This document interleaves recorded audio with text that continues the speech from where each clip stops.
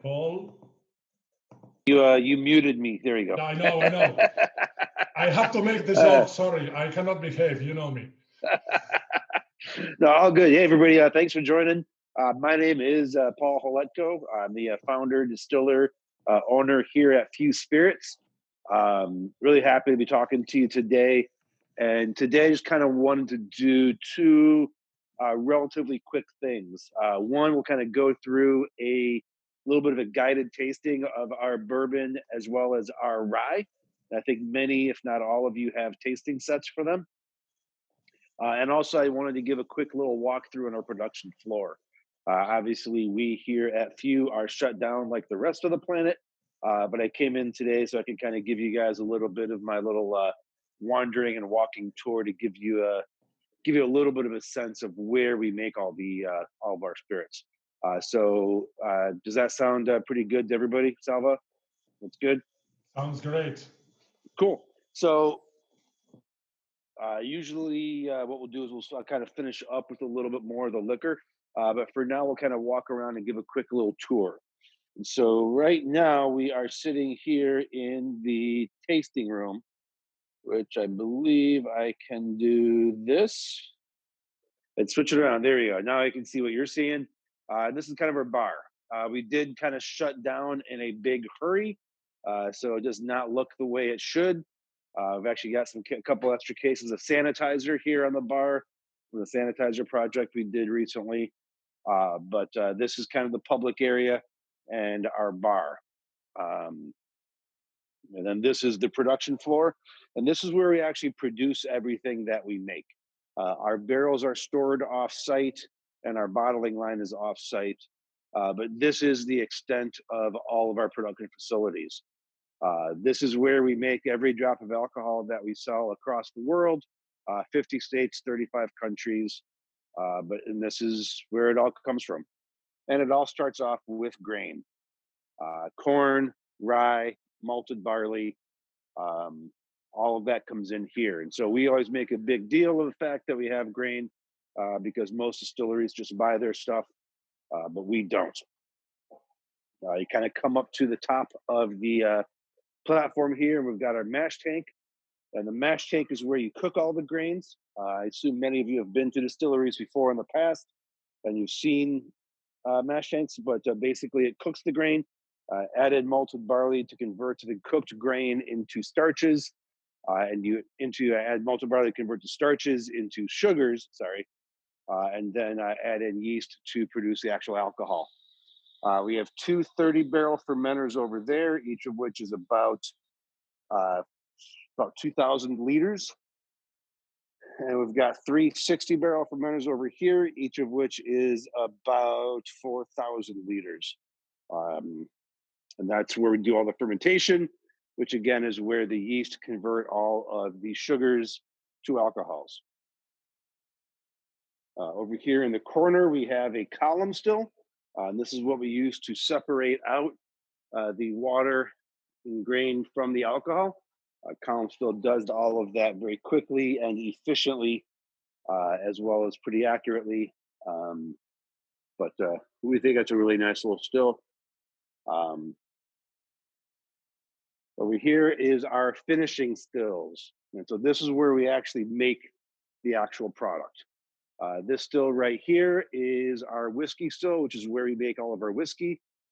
This still over here is our gin still, which is where we finish all of our gins.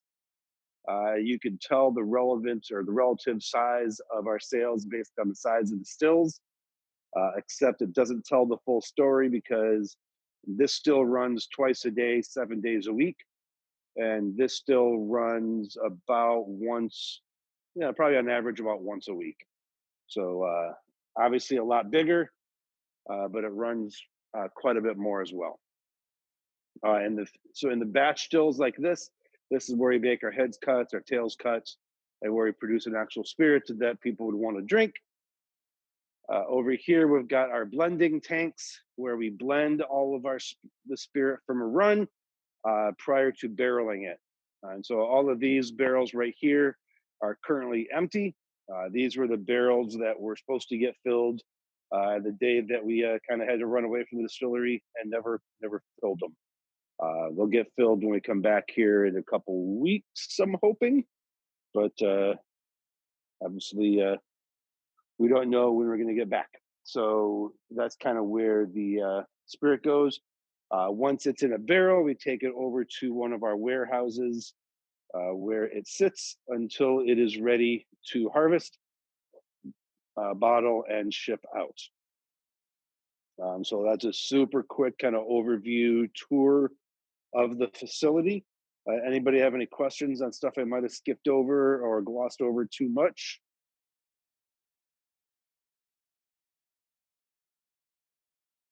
ABV after fermentation.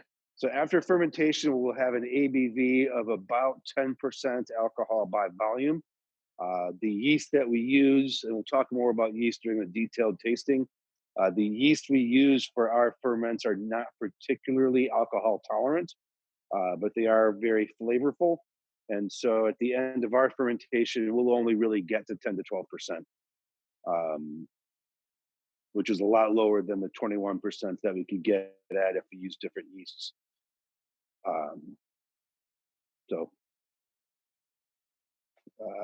Is a limited edition few cut, cold cut also made here? Yes. The few cold cut is made here. Literally every drop of alcohol we make is made here. We will talk a little bit about cold cut, but effectively what the cold cut is just our core bourbon that we bring down to bottling strength with cold brew coffee. So we'll talk a little bit about that, but I don't know. I know it just landed in Europe. I don't think you guys have had a chance to try it yet, but hopefully very soon. I know you can probably talk to Salva, and Salva will be more than happy to get you a chance to taste it.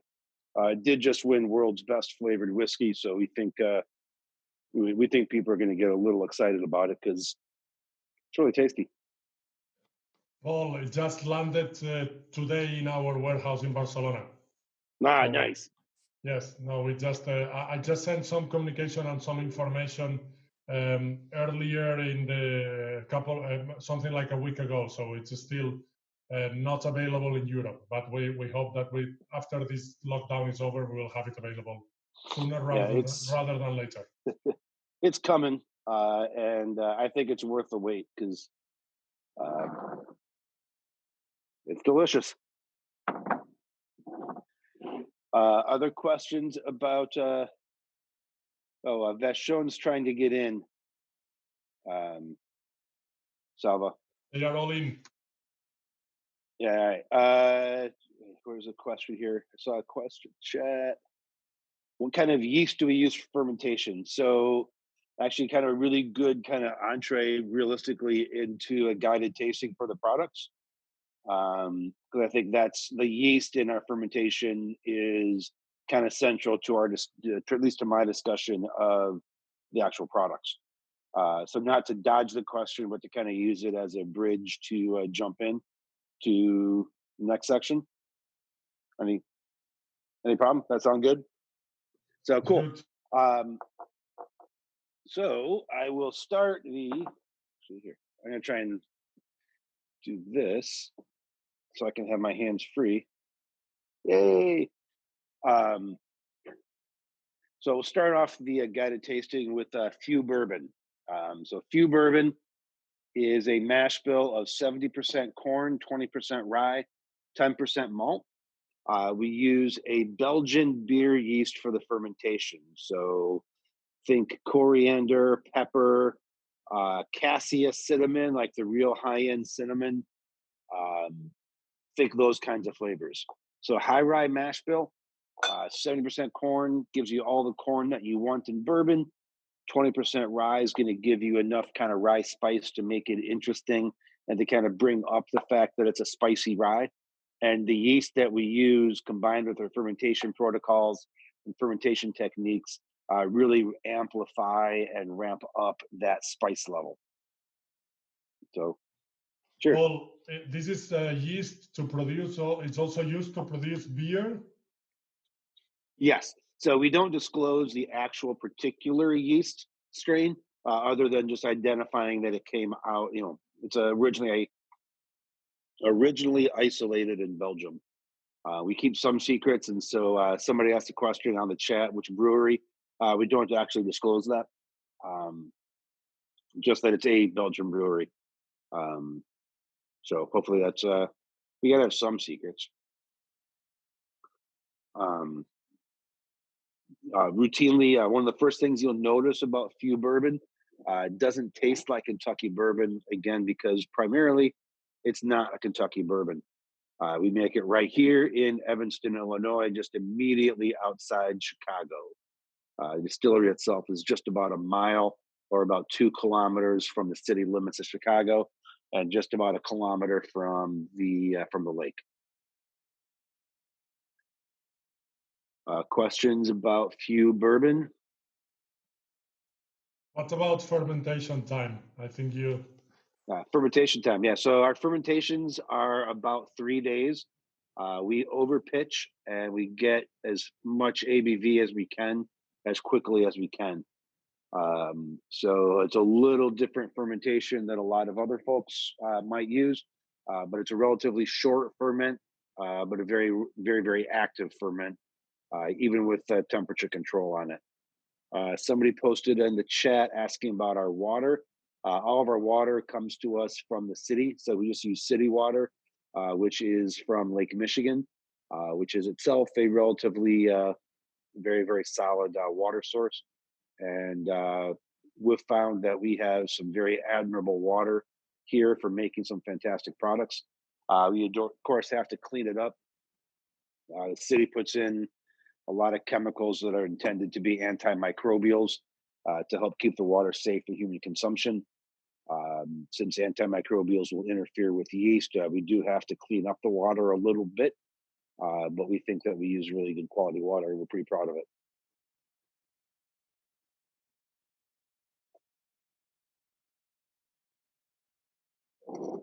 Other questions? Oh, geez.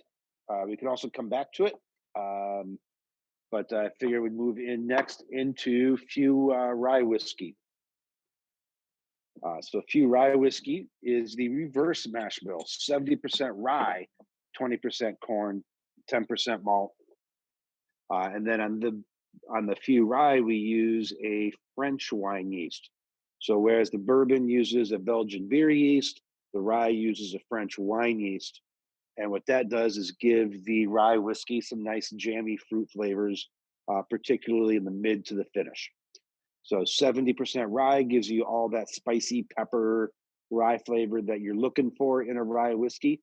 20% corn gives you enough sweetness to give it a little backdrop of some sweet, adds a lot of depth and complexity to the flavor. And then the French wine yeast gives it a lot of really fun jamminess. Plums, pears, strawberries. I was drinking this yesterday and was getting a lot of strawberry. Just won double gold at the San Francisco International Wine and Spirits Competition, Craft Whiskey of the Year from Whiskey Advocate magazine. Both the bourbon and the rye got named whiskeys to live for from Jim Murray's Whiskey Bible this year, something we're pretty proud of. Obviously, everybody over there knows Jim Murray as well, and the fact that he's giving these the highest ratings he can give out, it's nice. Same water source as the bourbon, of course, but other than that, the production techniques tend to be very similar. What do you guys think about the rye?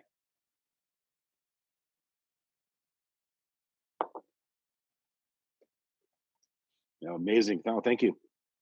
Nice vegetal flavor, some nice earthiness. So here we got a question about, it's not a Kentucky bourbon. What would you say in general are the key stylistic differences? I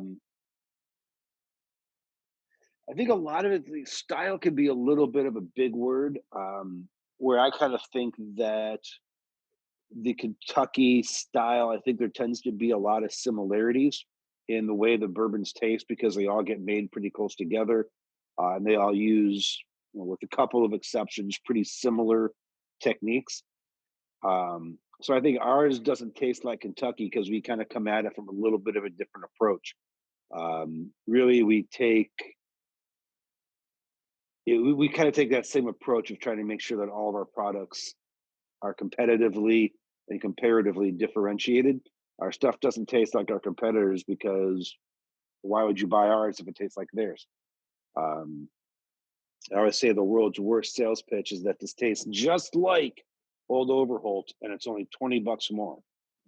Um, that's a terrible sales pitch. And just for the record, this does not taste like Old Overholt, but that just tells you why.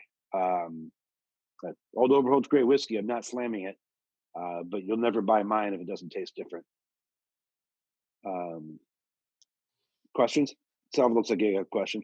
Yes, I wanted to ask because I remember last time we spoke about maturation and we spoke about wood, and you mentioned that a big part of the barrels that we are using at Few, they are coming from Minnesota.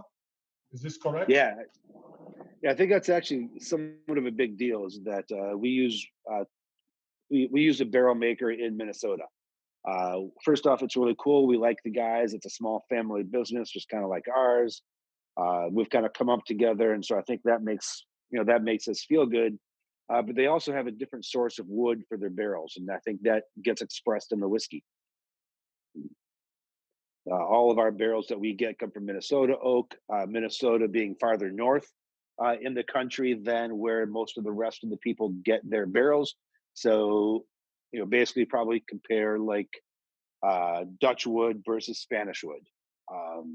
It's going to taste, they're going to be different woods. Or probably a more accurate one might be comparing Norwegian wood to Spanish wood because Minnesota's cold and the Netherlands are chilly, but it's not like not like Norway.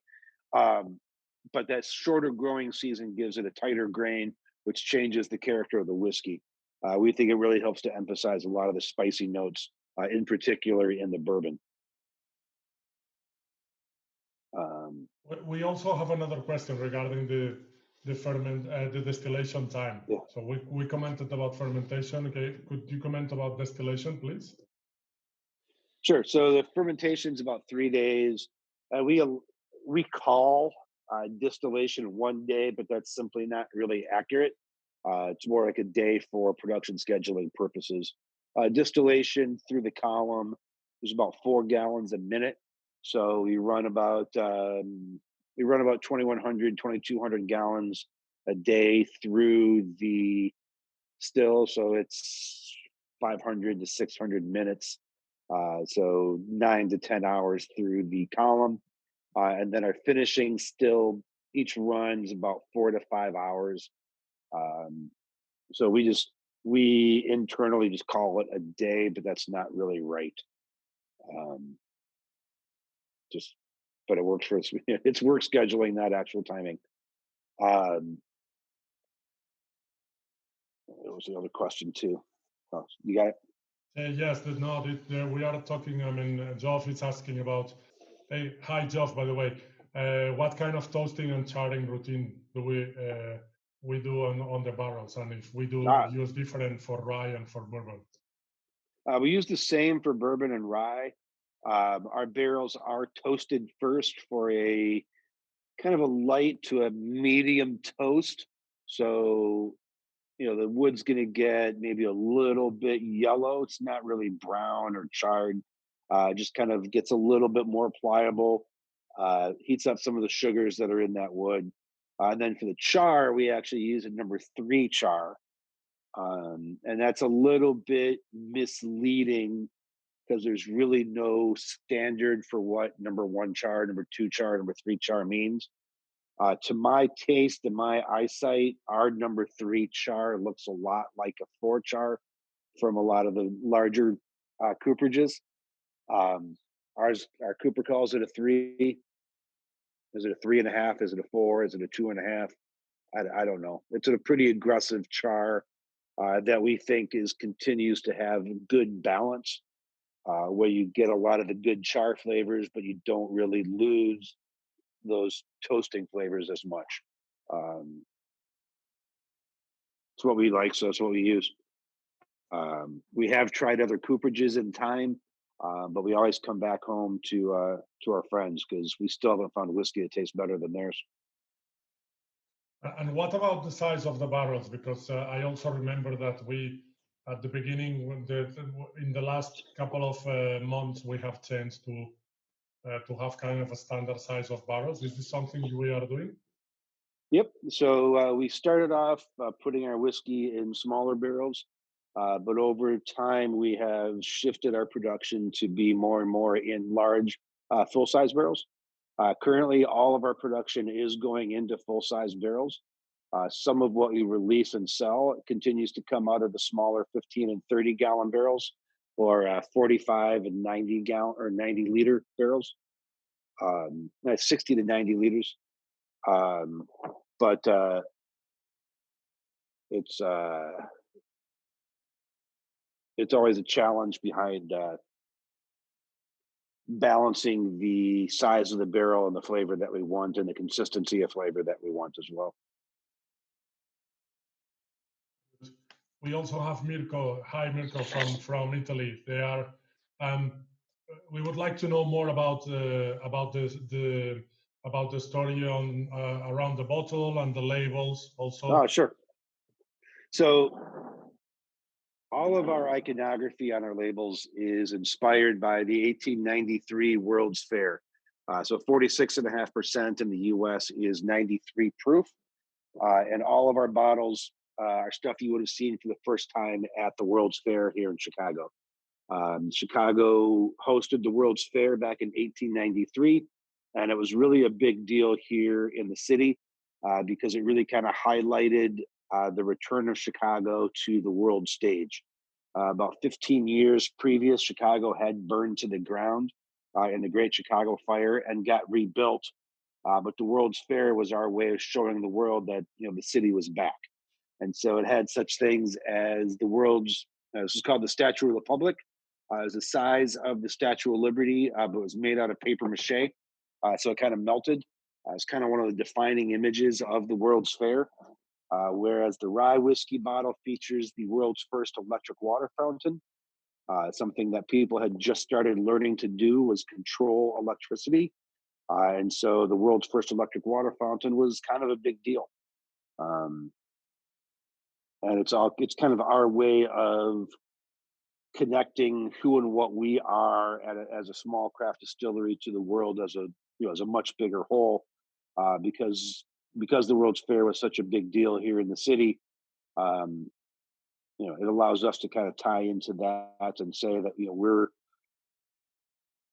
you know the World's Fair was trying to be the resurrection and the rebirth of Chicago as a major metropolitan city, and we at Few are trying to bring back the art of distillation in the same way that Chicago rose from the dead. We're trying to bring craft back from the dead and into daily life. A little grandiose, but as Daniel Burnham said when building the World's Fair, makes no small plans. So we think big. We also have a question about the ABV. So it's a coincidence. Both bourbon and rye are 46.5%. So both bourbon and rye are 46.5% because that's the 93 proof for the 1893 World's Fair. So in the US, the 93 proof makes a much bigger. It's easier to connect than it does in Europe, where people only use ABV. 46.5 doesn't have that same storytelling capability as 93. But 46.5 is also a really good whiskey proof. It's high enough that you can mix with it. You can make cocktails with it. You can put it with Coke, water, rocks, whatever you want to do. At 46.5, it will stand up. But at 46.5, you can still drink it neat. You could still have it without water. You could have it however you want. Um, as always, drink your whiskey the way you like it. But if it's an 80 proof whiskey and you add water, it starts getting a little watery pretty quick. Certainly, if that's how you like your whiskey, add extra water. Um, Nothing wrong with that. But by giving it, by selling it at 46.5, it allows for the drinker to take a little more control over their own dilution levels. I know we also had a question about the cold cut earlier, which I know you don't have, but I'll just kind of bring it back up again. Like I said, it's the exact same whiskey as the Few bourbon, except when we bring it to bottle proof, we use cold brew coffee rather than water. So it gives you some kind of chocolatey flavors, nuttiness, chocolate, coffee. Not really bitter per se because it's cold brew, so you don't have that bitterness. Not acid. Again, it's cold brew, so you don't have the same acid extraction as you do with hot extracted coffee. Uh, Instead, you just really end up with a much more balanced, full flavored product. The Few cold cut has no sugar added. There's no chemicals. It's still at 46.5%, so it's a full whiskey strength. This is not a liqueur masquerading as whiskey. There's no sweetness added. Again, no sugar, no nothing.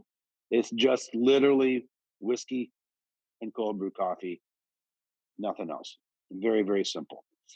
Question about who's roasting and sourcing the coffee. It's really the coffee that I personally drink on a daily basis. It's a friend of mine owns a coffee roaster called Passion House Coffee Roasters. It's here in Chicago. If you're a big fish head, he's a major fish head. Oh, you go. Somebody knows a Passion House. Great people, good friends, and it's the coffee that I drink. Um, so, how did we end up using it? It's what I drink. And anybody who knows me probably recognizes that I drink more coffee than a human being has any right to drink.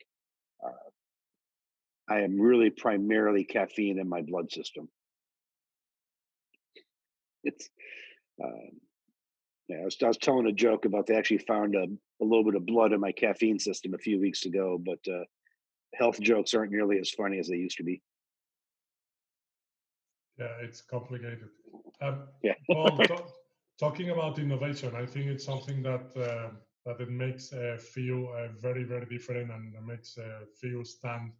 It's the way you are and the team is innovating. What leads to what are the things you take into account or you consider when thinking about new products about what are you going to do next? So something like, for example, at the beginning, some time ago, breakfast gin, etc. But what do you think? What's your guideline on that? Yeah, I think part of what makes Few is this relentless drive to create and innovate. And basically just kind of, where the inspiration comes from just really kind of varies based on what we're doing. But as a small distillery, I firmly believe that we don't have any people here that work here for the money. I know I don't work here for the money. We are all here to make and to create. And so part of that is that we tend to all have raging ADD. Primarily me. I have to make new stuff, otherwise I go a little bit stir crazy. And so we just kind of lean into it. And so we find inspiration all sorts of places. It can be flavors, it can be music, it can be fun, it can be humor, it can be movies, cooking, um, other outside interests, all sorts of stuff. The inspiration comes, you know, it comes from where it comes, and you can't always necessarily control where it's coming from. But we do try to do our best to always give into it and enjoy it and let that be a part of who we are. And you can see the results of it when you look at what we've done over the last several years, ranging from obviously our mainstays the bourbon and rye, uh, but we continue to always innovate. Cold cut. I'm looking at bottles of our American whiskey, which is, I believe, also just landed and is a fantastic whiskey. I'm looking at bottles of our Bloodshot record label double barrel bourbon. We work with record labels. We work with rock bands. People might have seen our collaborations with both the Flaming Lips and or Alice in Chains over the last couple of years. I'm looking at bottles of our single malt whiskey. I'm looking at bottles of our gins. Um, we like to make new stuff. Sometimes it works, other times it doesn't. But we're very much dedicated to doing what we can to make things work. And if it doesn't work, no, that doesn't get released and we move on. But we try to make sure that we're always having fun. I once heard a story about you talking to our Mezcal Vago colleagues and wanted to learn more about Pechuga Mezcal. How was this done? And then something happened at the distillery, maybe? Yeah, we.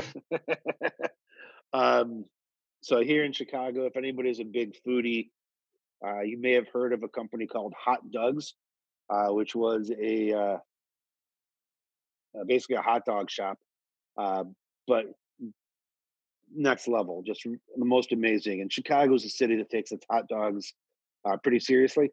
We like Chicago dogs here, and hot dogs really set the world on fire.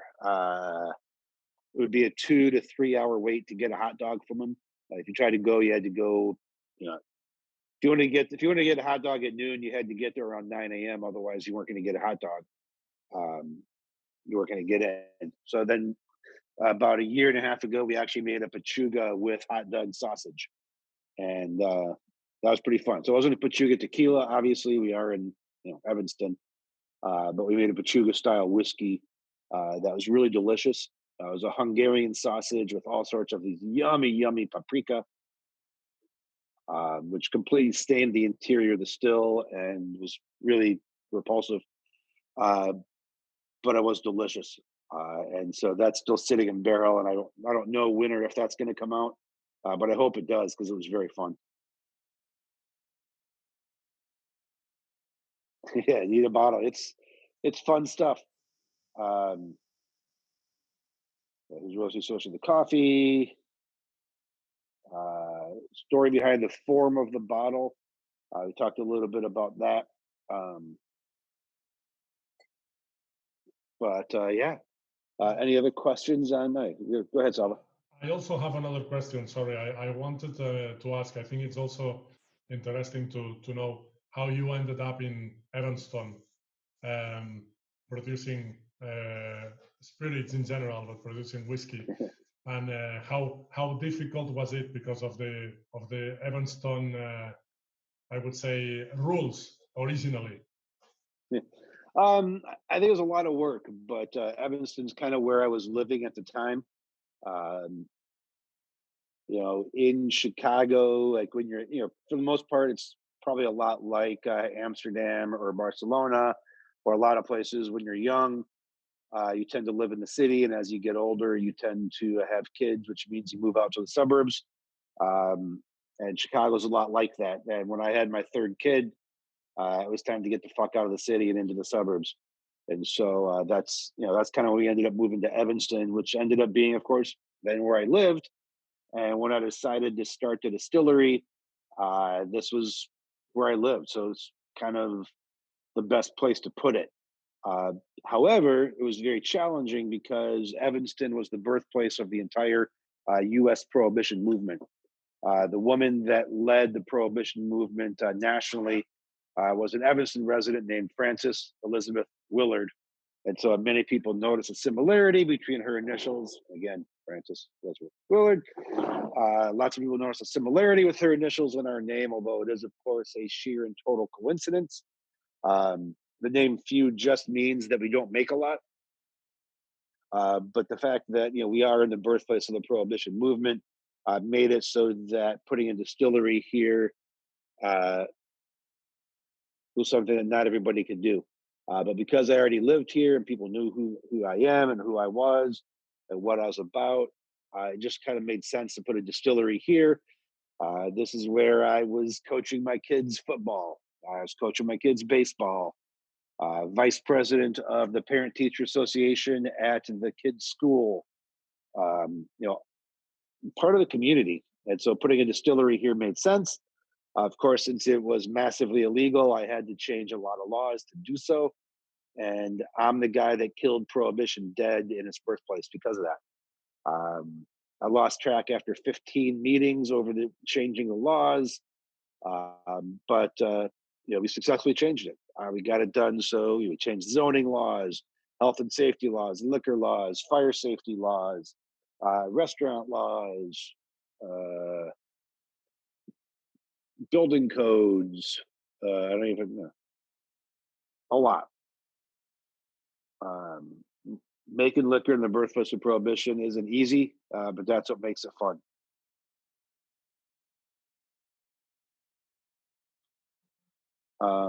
But you're on mute, Salva. Sorry. Yeah, I think it's no. You like this kind of challenges, so it was difficult, but finally you achieved it. If it was easy, everybody would do it. You got to find stuff that's hard. That way you don't have any competition. I agree with you. Have we got any other question? Any question? Yeah, I mean, we're really excited to be working with you guys, in particular Bart.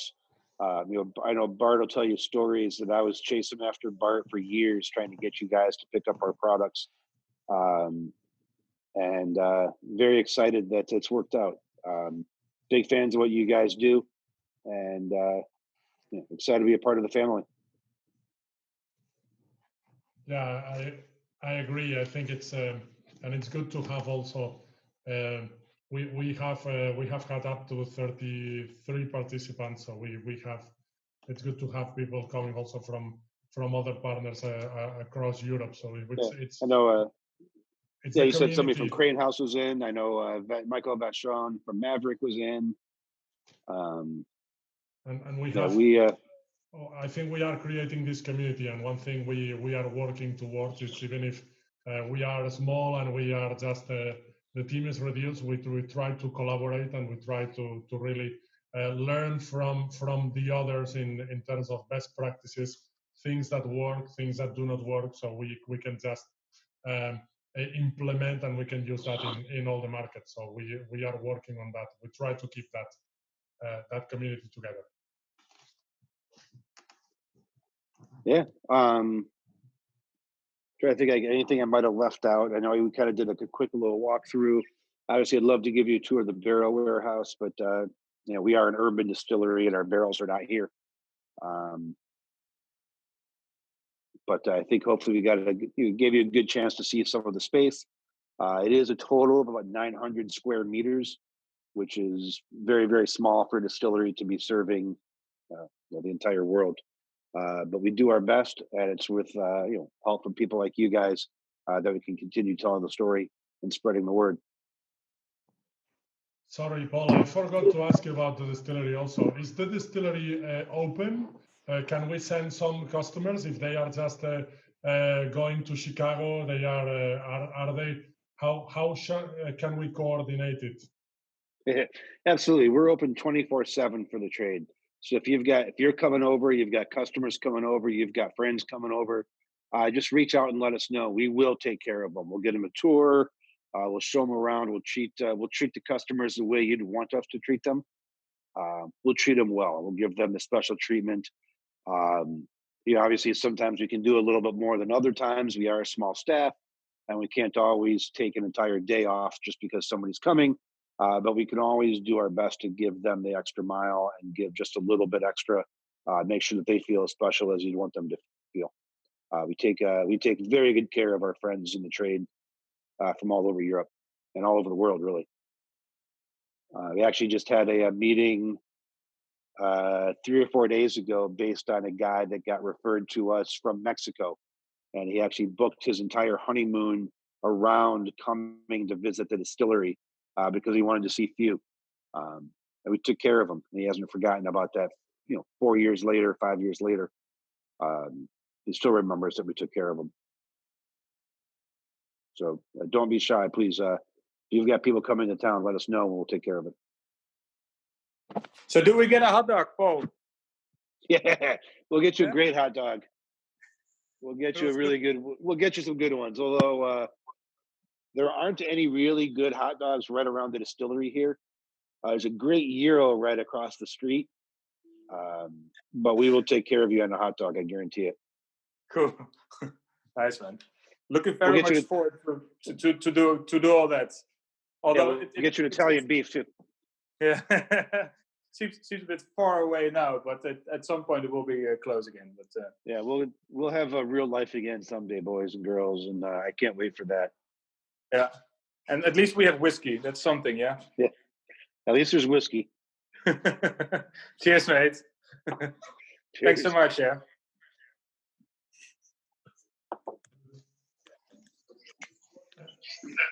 Any other questions? Yeah, other question? We're on the social medias at Few Spirits. You can always feel free to reach out to me with any questions you might have. Paul@fewspirits.com. And yeah, thanks for paying attention. Thanks for attending today. Thanks for listening. Hopefully you got a little bit. Hopefully you got to learn a little bit and get a little bit of feeling for what we're about. I know you could have been anywhere in the world, except at home, but you're here with me, and I appreciate that.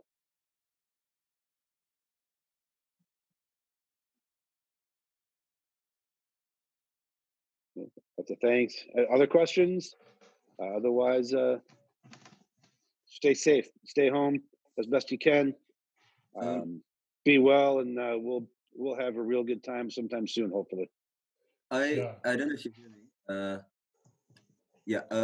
Sorry, I got a little bit late. There was something that I actually wanted to ask. What exactly is a two-row malted barley? So two-row malted barley. So barley as a plant is a grain, of course, but just the word barley means a whole bunch of different kinds of plants that are a little bit different. And for barley, there are effectively more than this, but relevantly for beverage alcohol production, there are two main kinds of barley: two-row and six-row. And the two-row means that the little barley seeds form up two to a row, and the six-row means that the little seeds in the barley form up six to a row. They're effectively very, very similar. They have different. They do have different enzymatic characteristics and different other things.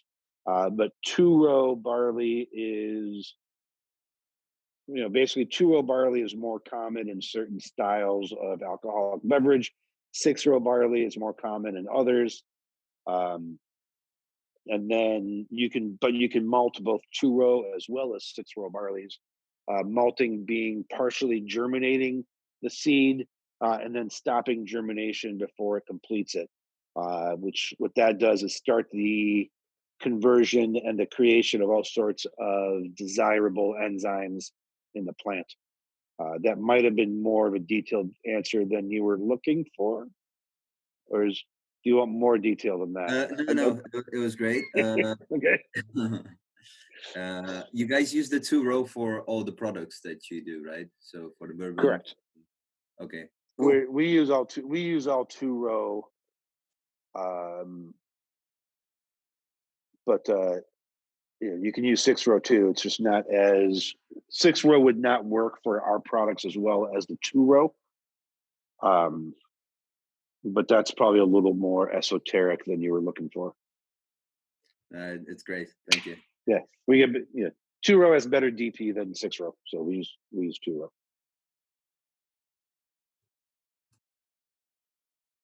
Other questions? Here goes a question, but I missed it. No, I think. Oh, maybe you see it before. How many years does a product stay in barrel?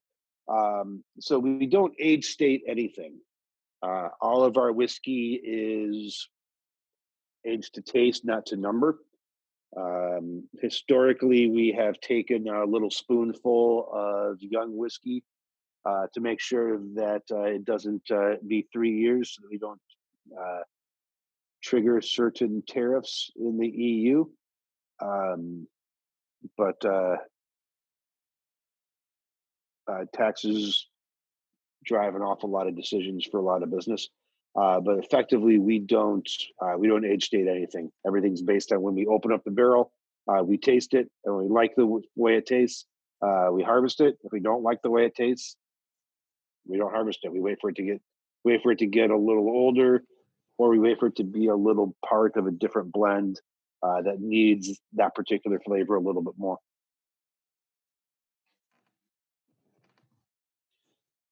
Can you share the inspiration behind the breakfast gin? Sure. So breakfast gin actually started as a joke. And a friend of mine put up on Facebook that he was tired of people referring to various whiskeys as being breakfast whiskeys due to cereal flavors.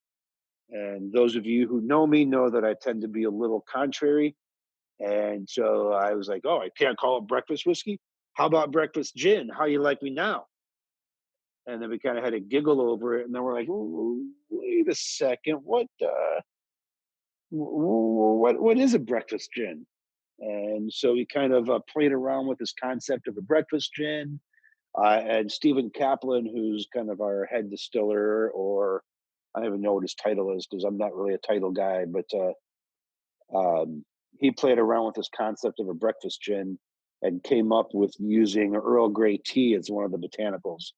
And it works. It's an easily approachable, easy drinking gin that is herbal, slightly astringent, but still super, it's sweet enough to be approachable without being candy sweet, no sugar added, of course. It's a very approachable gin, and it has the name breakfast gin, and people like drinking breakfast gin. So that's kind of where that came from. The inspiration was a joke. The first time we released it, we really did, we did about 150 bottles. We thought it'd be really funny. But then we started getting phone calls from all of our distributors saying, how come I don't have breakfast gin? Why won't you sell this to me? You guys are jerks. You've got breakfast gin. People want it. I'm getting requests for this. How come I don't have it? And so we're like, we kind of just thought it was funny. But if people want it, we're going to make more. So we did. And that's kind of where it came from.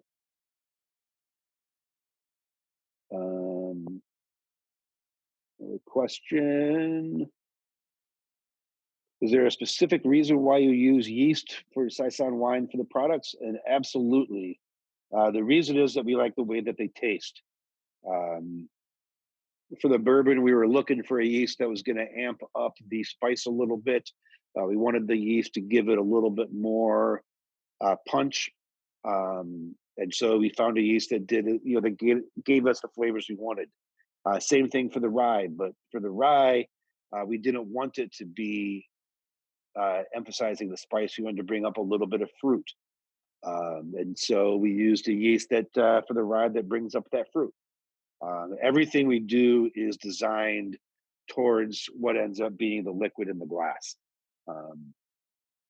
This is the only thing, this is the only thing that matters. We can talk out, we can talk about how we do this or how we do that all day long.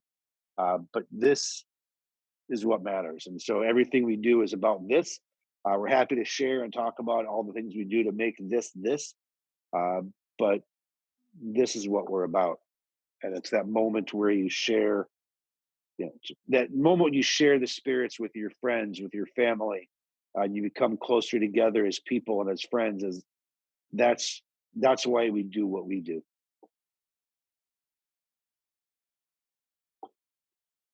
You use a different mash bill for the new products. Yes, we use different mash bills for different products for the most part. Kind of depends on what we're trying to do or what the vision or the goal is. Sometimes our vision or goal is just kind of taking stuff we already have and doing something different with it. Say, for example, cold cut. So cold cut was kind of taking stuff we already have and doing different and cool stuff with it. Whereas other products that we make are brand new from the start. So there's not a real straight answer for that, just because there is no straight answer. It really kind of depends on what we're trying to get at. What's the vision? What are we, where do we want to go? And then we figure out how to get there. That's the part, that's the stuff that's fun. Figuring out the path.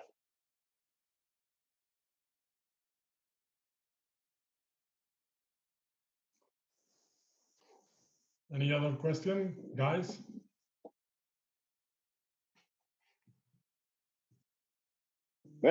reach out. We're here. Like I said, we're very excited to be working with all you guys all across Europe. I know Salva and I have talked before about the great market visit we had in Italy. Was it a year and a half ago? Yes, it was definitely. Yeah, I mean that was a fantastic visit, and getting to meet some of the fine spirits people. That was fantastic, and meeting a bunch of the Bart's guys when I've been in Berlin, and I think I've met some of you guys in London before as well. We're big fans and really excited to be working with you all over. And do we make special barrels for bars? We do run single barrel programs with the shipping difficulties between the US and Europe. It's challenging, but it's definitely something we do, and it's definitely something we can work on with you. Your best bet would be to work with Salva, and we can figure out the best way to make that happen. The short answer is yes. The long answer is it's a lot of work, but I'm not afraid of hard work. It's just it's work. It's okay. And also, currently it's a pretty good program because our custom barrels for bars is only 72 bottles at the moment. So it's 12 6-packs, which is a very, very approachable purchase for an awful lot of bars. It's a lot easier to buy 72 bottles than it is to buy 250. So it can be very reasonable and very reachable for a lot of bars that might not otherwise have access to that program. It's less money and takes up less space.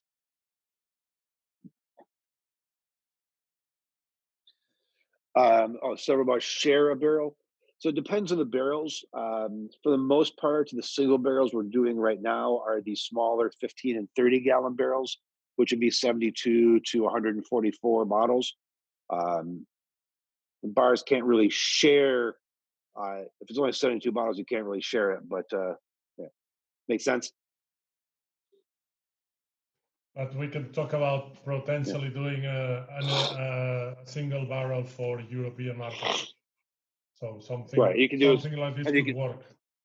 And you could do a single barrel for, just say, like Bart's. Bart's brought in a single barrel, and these 6 accounts each got 2 cases. These 12 accounts each got 1 case, or there's a bunch of ways you can split it up. The issue, just kind of from our perspective, the issue is primarily labeling and making sure we have the right labels on the bottles so that everybody's happy. But it is a lot of work. I know Salva will tell you about. It's a lot of work, but we can make it happen. This was in the plan for your visit in June that was cancelled finally. But we will bring it back, and we will rearrange it when things go back to normality. But definitely, it's something we are keen on doing. I think this is also, it's not like this is not like the innovation side, but I think that's something we can do tailor-made and really approachable for our customers and for our market. So we're keen on doing that, especially right now. I think, and we think it will add a lot of value into the accounts.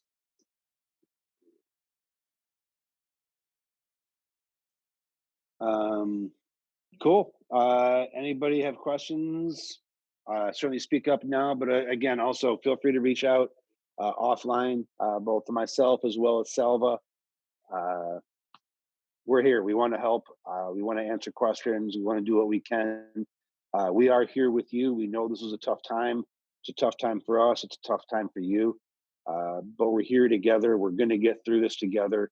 And I can tell you that you and Samson&Surrey are going to come out of this stronger than ever. We're not going anywhere.